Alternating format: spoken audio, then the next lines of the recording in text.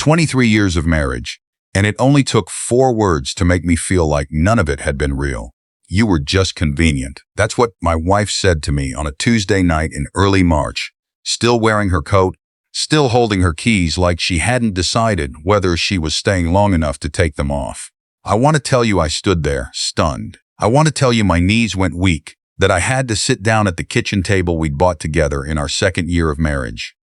None of that happened.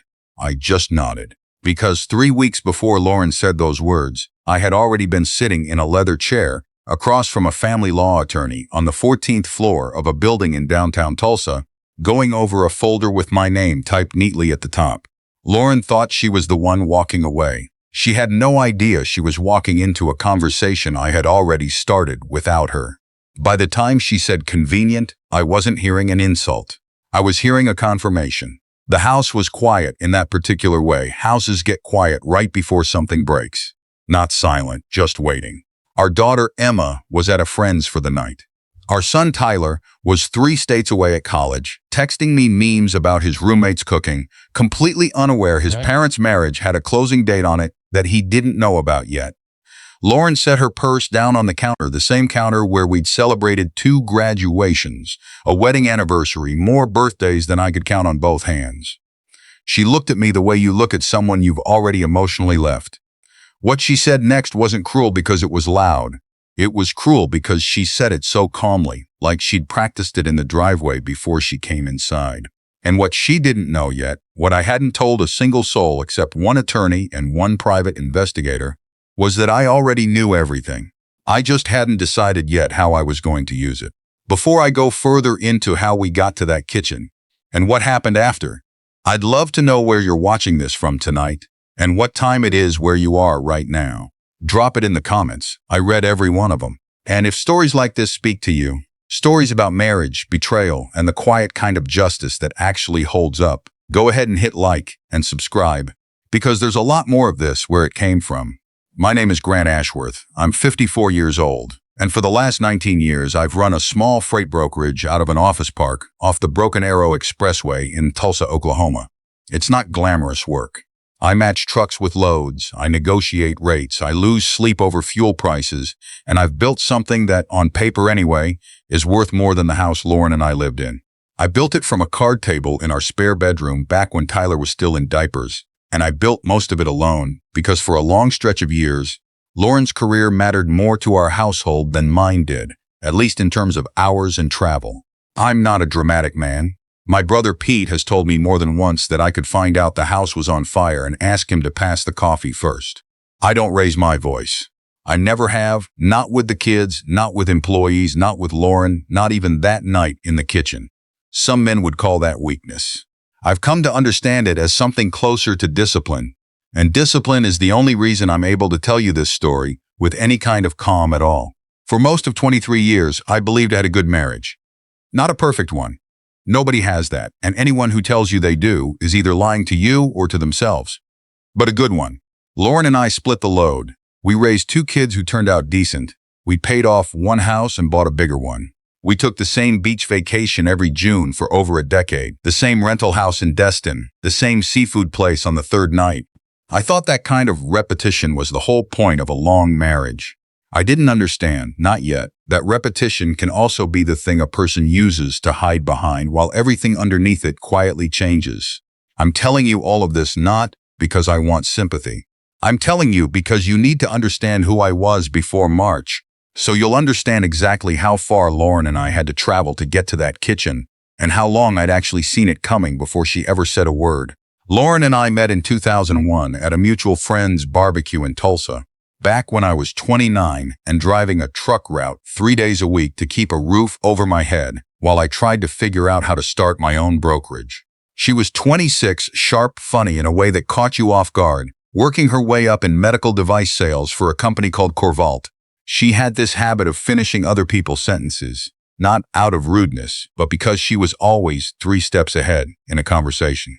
I liked that about her. I liked it for 20 years, if I'm honest. Right up until the night it started to feel like something else. We got married in the fall of 2002, in her parents' backyard in Bixby, under string lights her mother had put up herself. I remember standing at the end of that makeshift aisle thinking I had no idea what I was doing, no business plan, no savings account worth mentioning, and somehow feeling completely certain anyway. That's the strange thing about young love. It doesn't ask you to be ready. It just asks you to show up. The first 8 years were hard in the ordinary way. Marriages are hard. I worked long hours trying to get Ashworth Freight Solutions off the ground, taking loads myself at 2 in the morning when I couldn't afford to hire a driver. Lauren was climbing at Corvault, taking on more territory, more travel, more responsibility. We had Tyler in 2005 and Emma in 2008, and somewhere in those years we developed a rhythm that worked, even if it wasn't always romantic. She handled the school stuff and the pediatrician appointments when she could. I handled bedtime and Saturday morning pancakes. And when neither of us could handle something, we just muscled through it together, the way you do. By 2015, the business had turned a real corner. 3 employees, a warehouse contract, enough steady revenue that I could finally stop taking loads myself. That same year, Lauren made regional sales director at Corvault, which meant more travel, more overnight conferences, more hotel stays in cities I couldn't always keep straight. I never questioned it. Why would I have? She'd earned that promotion the hard way, and I was proud of her for it, genuinely proud. The way you're proud of someone you've built a whole life next to. Looking back now, I can see there were seasons in our marriage that felt like teammates, and seasons that felt more like co-workers who happened to share a mortgage. For a long time, I told myself that was just what 20 years does to any 2 people. I didn't understand that a marriage can quietly shift from one of those categories into the other, and that if you're not paying close enough attention, you can miss the exact moment it happens. I think about one night in particular from those middle years, back in 2011, when the business almost went under. I'd underbid a contract that turned out to cost me nearly everything we had in savings. And I remember sitting at this same kitchen table telling Lauren I might need to shut the whole thing down and go back to driving full time. She didn't flinch. She just reached over, took the calculator out of my hand and said, "We'll figure out the number together, and then we'll go to bed." We stayed up until almost 2 in the morning restructuring our budget on a legal pad, and by the time the sun came up, we had a plan. I don't know if I ever told her how much that night meant to me. I assumed, the way you assume things in a long marriage, that she already knew. By our 22nd anniversary, in the fall before all of this started, Lauren canceled our dinner reservation for the first time in as long as I could remember. She said a work conflict had come up. I remember being disappointed but not suspicious. Not yet. The thing about suspicion is that it never arrives all at once. It arrives in pieces so small you almost feel foolish noticing them. The first piece, if I'm being precise about it, was her phone. Lauren had always been relaxed about her phone around the house. Face up on the counter, notifications visible, no real effort to hide anything because there had never been anything to hide. Starting sometime in October, that changed. She started keeping it face down. Then she started taking it into the bathroom when she showered, which she used to leave charging on her nightstand. Small thing. The kind of thing you could explain away in about 4 different reasonable directions, and I did, at first. The second piece was the conferences. Corvault had always sent her to 2, maybe 3 sales conferences a year. Dallas, Kansas City, occasionally Chicago. Starting that same fall, the number climbed to almost 1 a month. When I asked about it, almost casually, over dinner one night, she said the company was restructuring regional territories and she needed to be more visible. It was plausible. Lauren's job had always come with unpredictable demands, and I'd never had a reason to track her calendar the way some husbands track their wives. That had never been us. Or at least, that's what I told myself. The third piece was smaller than the first 2, and in some ways it bothered me more. Lauren stopped wanting to do our Sunday drives. It's a small tradition, maybe a silly one to someone outside our marriage. Almost every Sunday for 15 years, we'd take a drive out toward Keystone Lake, get coffee, not talk about anything important, just exist next to each other for an hour. Starting in November, she started begging off. Tired headache paperwork due Monday. I didn't push. I told myself people go through seasons where they need more time alone, and that after 23 years, I owed her the benefit of the doubt more than I owed myself an explanation. Around that same time, I noticed she'd started using a different perfume, something heavier and more expensive than the bottle that had sat on her dresser for years. When I mentioned it, meaning it as a compliment, She said a coworker had given it to her as a birthday gift, and she'd just decided to try it out. It was a perfectly reasonable answer. I remember thinking, even as she said it, that I was starting to keep a mental list of perfectly reasonable answers, and that the list itself was starting to feel less reasonable than any single item on it. But there was a Sunday in late November I haven't been able to stop thinking about since.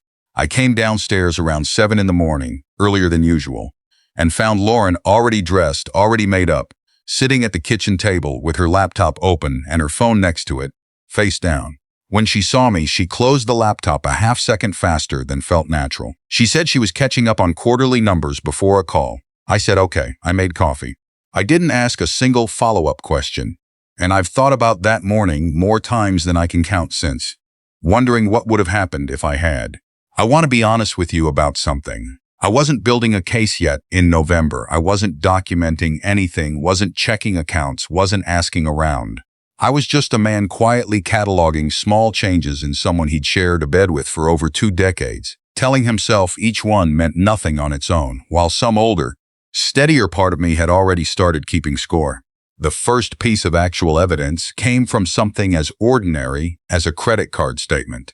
I handle our joint finances, always have, mostly because I'm the one who understands cash flow from running a business, and Lauren was happy to let me. Every month, I go through the statement line by line, partly out of habit, partly because, after 19 years of running a company on thin margins, I don't trust a number I haven't looked at myself. In the first week of December, I found a charge from a hotel in Tulsa, not Dallas, not Kansas City, not any of the cities Lauren had told me she'd been traveling to for her conference schedule. A Marriott, less than 11 miles from our house, dated the same Thursday she told me she was in Dallas for a regional sales meeting. I sat with that receipt open on my laptop screen for longer than I want to admit. My first instinct wasn't anger. It was this strange, quiet math, trying to find an explanation that made the charge innocent. A last-minute meeting moved local, a colleague's emergency, a dozen small stories I built and knocked down myself, one after another, because some part of me still wanted to protect the marriage more than I wanted to be right. 2 weeks later, I found a second charge. Same hotel, a different Thursday. That was the night I stopped explaining things away. I didn't confront her. I want to be clear about that, because I think it's the single most important decision I made in this entire story. I had watched enough friends blow up their marriages over a single piece of evidence, only to hand their spouse the exact information they needed to cover their tracks better next time. I decided, sitting alone in my truck in our driveway with the engine still running, that if something was actually happening, I needed to understand the whole shape of it before I said a single word. I remember the exact feeling of that decision more than I remember most decisions I've made in my life. It wasn't anger, not yet. It was something closer to a kind of cold, deliberate patience.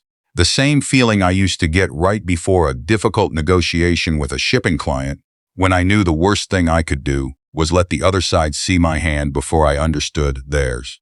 So instead of asking Lauren a question, I picked up the phone and called someone else entirely. The someone else was a man named Ray Delgado, a private investigator a client of mine had used years earlier during a messy business partnership dispute.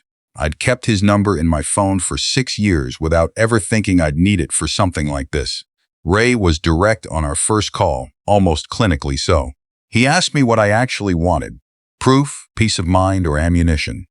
I told him I honestly didn't know yet, and he said that was the most honest answer clients usually gave him. He told me to keep living my life exactly as normal while he worked, and above everything else, to not change a single thing about how I treated Lauren. The moment she senses you know something, he said, she gets careful, and careful people are hard to document. For the next 5 weeks, Ray built a picture I wasn't ready for, but somehow already expected. The Marriott in Tulsa wasn't a coincidence. Lauren had been meeting a man named Derek Voss there. Her regional vice president at Corvault, her direct supervisor for the last 3 years, a man I'd shaken hands with exactly twice at company holiday parties and remembered as unremarkable in every way. Ray's photographs showed them arriving separately, 30 to 40 minutes apart, and leaving the same way. Small detail, deliberate detail. The kind of thing 2 careful adults do when they've had practice. While Ray worked the personal side, I started quietly looking at something else: our finances. Not because I suspected Lauren of anything financial yet, but because Ray had told me something that stuck with me. People who are planning to leave, he said, usually start protecting themselves financially before they ever say a word out loud. So I started paying closer attention to our joint accounts, our retirement contributions, the small business accounts tied to Ashworth Freight Solutions. It took me the better part of 2 weekends, sitting alone in my office with 3 years of statements spread across the desk, to see the pattern clearly. The transfers were never large enough on their own to trigger the kind of alert either of us would have noticed in passing. $400 one week, $600 the next. Always timed a day or two after one of her paychecks cleared. Whoever taught her to move money that way, whether it was her own instinct or something Derek had suggested, had done it carefully. If I hadn't already been looking for a pattern, I might have missed it entirely. What I found took the ground out from under me, more than the hotel receipts had. Over 4 months, Lauren had moved just over $31,000 out of a joint savings account we'd built for Emma's upcoming college tuition, transferring it in smaller amounts into a personal account at a different bank, one I hadn't known she'd opened. On paper, it looked like nothing dramatic, a few thousand here, a few thousand there. Put together, it looked exactly like what it was, someone quietly building an exit. That same week, I did something I hadn't told Ray I was planning to do, and something I hadn't told a single other person about. I called a family law attorney named Marion Cole, a woman with a reputation in Tulsa for being unemotional and extremely thorough, and I sat in her office on the 14th floor of a building downtown, laying out everything. The business I'd built alone for 19 years, the retirement accounts, the house, the missing $31,000. Marion asked me a question I've thought about since. Are you here because you want a divorce, Mr. Ashworth, or because you want to make sure you're not the last person in this marriage to understand what's actually happening? I told her it was the second one. She nodded like she'd heard that answer 1,000 times before, and she started explaining, in plain, unemotional language, exactly how Oklahoma handled the division of a business built almost entirely before a marriage, later financial entanglements, exactly what separate property meant when it came to Ashworth Freight Solutions, and exactly what documentation I would need if this ever became something more than suspicion. I left her office that day with a folder. Not divorce papers, not yet, just information, structured and organized, the kind of thing that turns fear into something you can actually hold and manage. For the first time since the hotel receipt, I felt like I was standing on solid ground again, even though the ground underneath my marriage had already started to disappear.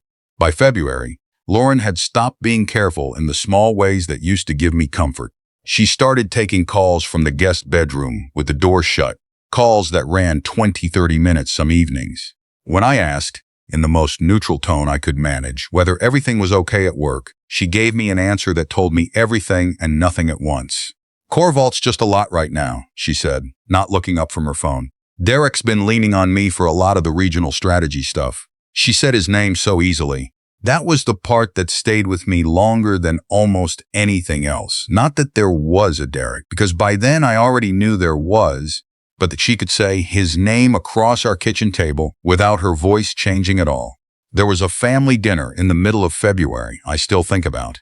Emma, our daughter, was home for a long weekend from college, and somewhere between the pasta and the salad, she asked her mother, completely innocently, why she'd been traveling so much lately.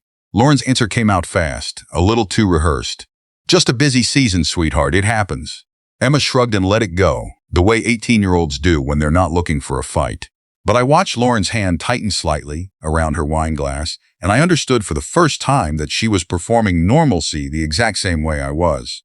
Two people at the same table, both pretending, neither one saying the real thing out loud. By late February, Ray called me with an update that changed the shape of everything again. Derek Voss wasn't just Lauren's supervisor. He was married himself to a woman named Christine, and according to what Ray had been able to piece together through public records and one increasingly nervous mutual contact at Corvalt, Christine had already started asking questions of her own. A few days after that call, Lauren asked me, almost out of nowhere, whether I thought people could genuinely change after their 40s, or whether by a certain age, most people were basically finished becoming whoever they were going to be. I told her I thought people could still change if they wanted to badly enough. She nodded slowly and didn't say anything else, And I remember standing in the garage afterward thinking that the question hadn't really been about people in general at all, which meant this wasn't a secret anymore. It was a fuse. It came apart on a Tuesday in early March, the same Tuesday I've already told you about. Lauren came home late from what she said was a regional sales dinner, still wearing her coat, keys in hand, and I could tell from the moment she walked through the door that something had shifted. Her face had that particular kind of composed that comes right before someone says something they've been rehearsing. She didn't sit down. She stood at the counter, the same counter where we'd celebrated 2 graduations and more anniversaries than I could count, and she told me Christine Voss had confronted her that afternoon at Corvalt's regional office, in front of 2 other directors. She said it flatly, like she was reporting a bad quarterly number rather than the collapse of everything she'd been hiding since October. I asked her calmly if it was true. Derek, the hotel, all of it. She didn't deny it. I want you to understand what that felt like. Hearing a woman I'd been married to for 23 years confirm something I already knew, in the same tone she might use to confirm a dentist appointment. It's been going on since the summer, she said. It happened. I didn't plan for it to happen. Then she said the 4 words.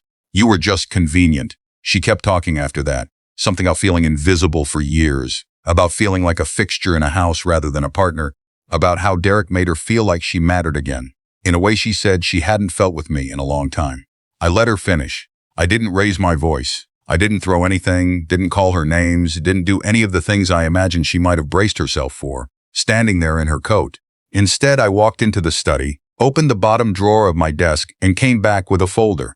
I set it on the counter between us, the same counter, and I told her, as evenly as I could manage, that I'd retained an attorney in January after finding the Marriott charges on our credit card statement. I told her about Ray. I told her about the $31,000 she'd moved out of Emma's college account into a personal one at a bank we'd never shared. I told her that Marion Cole already had documentation showing Ashworth Freight Solutions was built and structured as separate property years before any of this began, and that the retirement contributions I'd made over 19 years had already been reviewed by someone who understood exactly how Oklahoma courts treated them.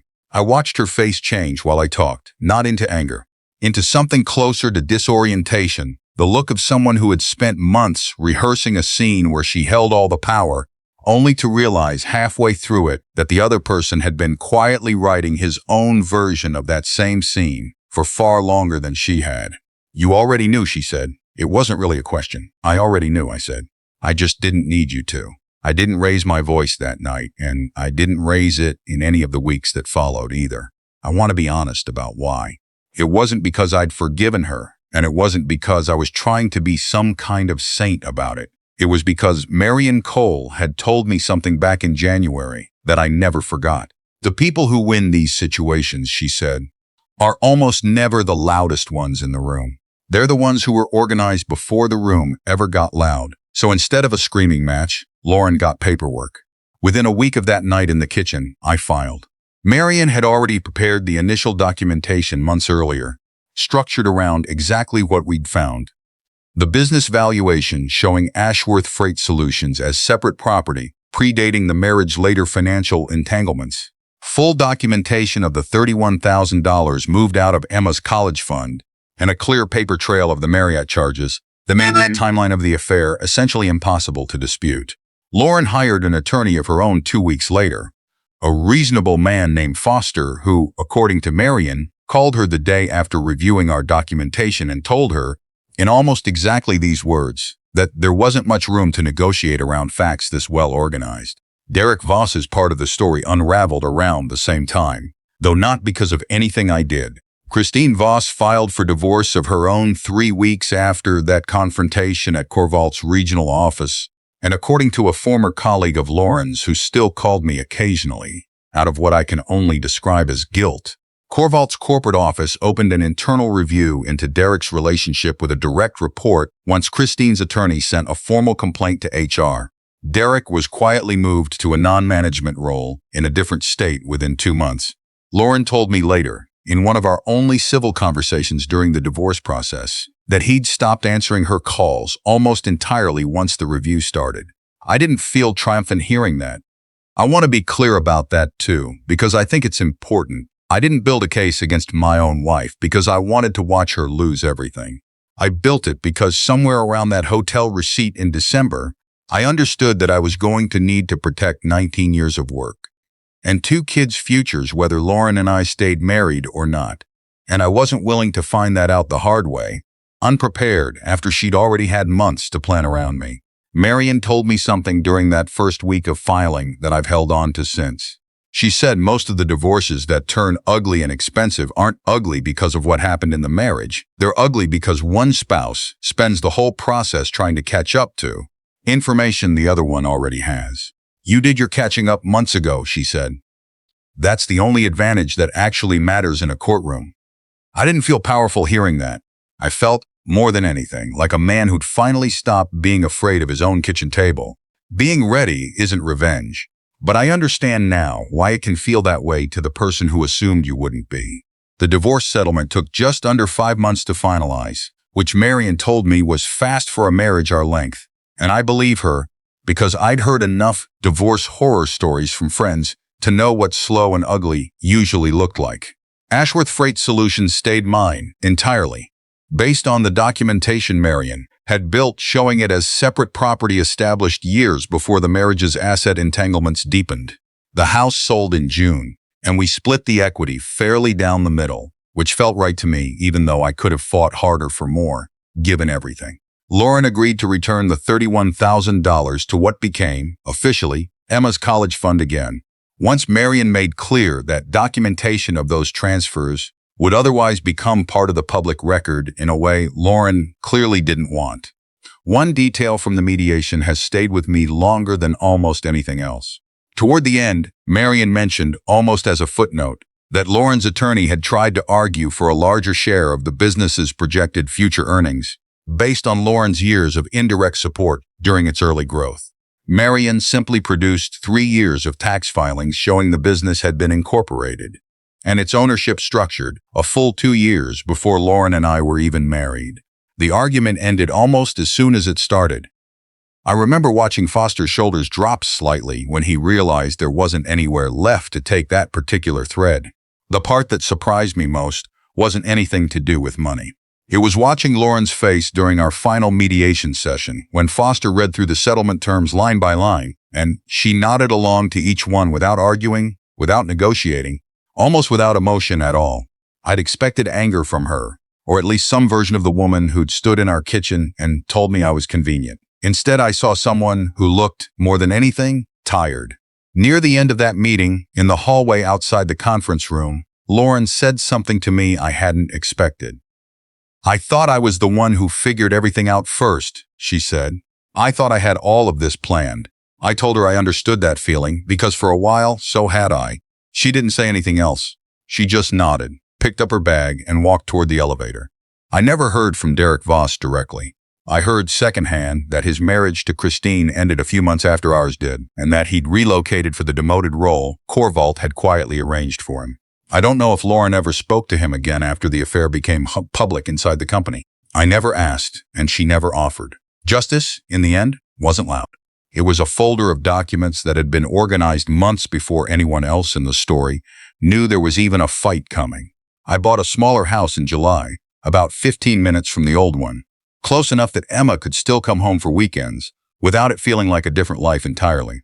Tyler came home from college for 2 weeks that summer, and we didn't talk much about the divorce directly. But one night on the back porch, he told me he was proud of how I'd handled it, which is about the closest a 20-year-old gets to telling his father he noticed something important.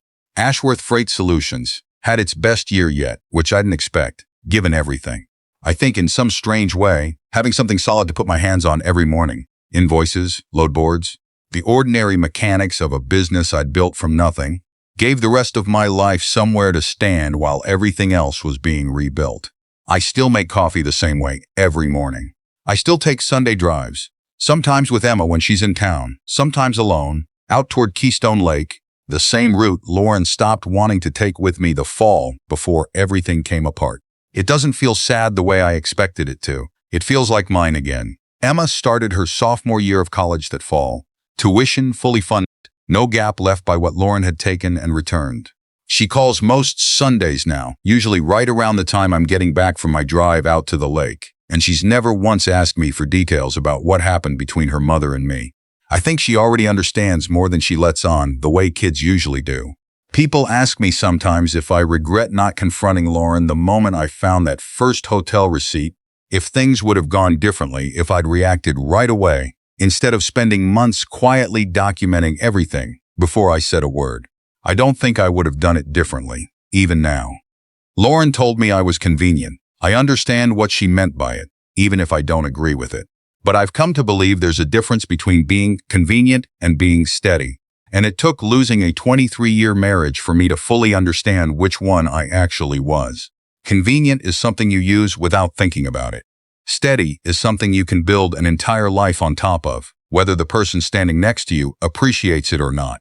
I don't carry anger toward Lauren anymore, and I don't say that to sound like a bigger man than I am. Anger takes energy I'd rather spend on the 2 kids who still need me, and on a business that still needs steady hands at 6 in the morning. What I carry instead is something closer to clarity, the kind you only get after you've watched a marriage end exactly the way you suspected it would, and found out you were ready anyway. I'm 54 years old. I run a business I built with my own hands. I've raised 2 kids who turned out decent, and I know exactly what I'm worth now, in a way I don't think I fully understood before that Tuesday night in March. That's not nothing. Some nights, sitting on the back porch of a smaller house with a cup of coffee going cold in my hand, it feels like it might actually be everything.